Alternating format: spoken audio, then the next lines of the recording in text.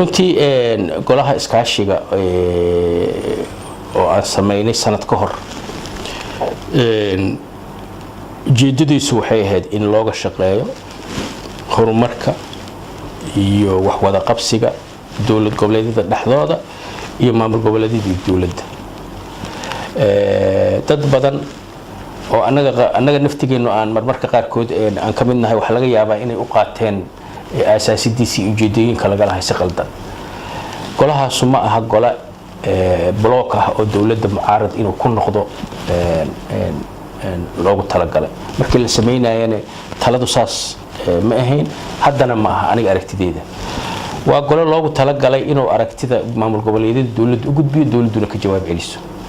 haddii khilaafkii dawladda iyo maamul goboleedyada soo dhaxgalay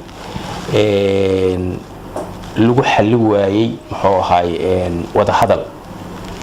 annagu waxaan go'aansanay Hirshabelle ahaan annaga iyo dadkeenu inaan wada hadal wax ka fiican inaysan jirin sidan ku sheegay maamulada kale tan ayaguna go'aanay qaateen ay xaq u leeyihiin inay qaataan dadkooduna kala xisaabtami doonaan laakiin qodobka meesha ku jira waxa waaye si ay sidoo ka kooban yahay shan maamul haddii talo afar ay gooni u gaartaaho jiro afartaas si ay sidii ma anaga sharciyada noo yaal iyo jadwalka noo yaal iyo mataqaanaa waxaan ku ballanay waa inaan consensus ama taamahaan inaan wax isku raacno nasiib darro mowqifkeena anagu waa ka gadi weyne waa nagu raaci waayaan xaqayna u leeyihiin in nagu raaci waayaan laakiin anaguna waxaan xaq u leenahay inaan dhahno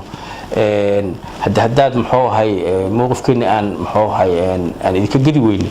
waxa kaliya xaq u leedihiin inaad maamuladiina go'aan u gaartiin go'aan uma gaari kartaan talana muxuu ahay kuma beeri kartaan annagoo ka maqan Hirshabelle wax tanaheeda wixii muxuu hadda wanaagaho muxuu ahay la rabana waa soo bixi doonaan laakiin shirarka midna hadda Nairobi ka socdo kale Hirshabelle matalaad kuma le kama warqabto waxana muxuu ahay lagu wadaa magaca CIC wixii CIC ah waa inaan iskaga nimaado wixii laakiin maamul goboleedyadu ay gooni meelaha ay mas'uulka ka yihiin ama beesha caalamka kala hadlaan ama ayagu iskala hadlaan ama diasporadooda iyo mataqaana qurba joogtooda kala hadlaan xaq ay u leeyihiin laakiin tale Hirshabelle oo Nairobi taala oo ama dad noo jiro ama anaga nalaga soo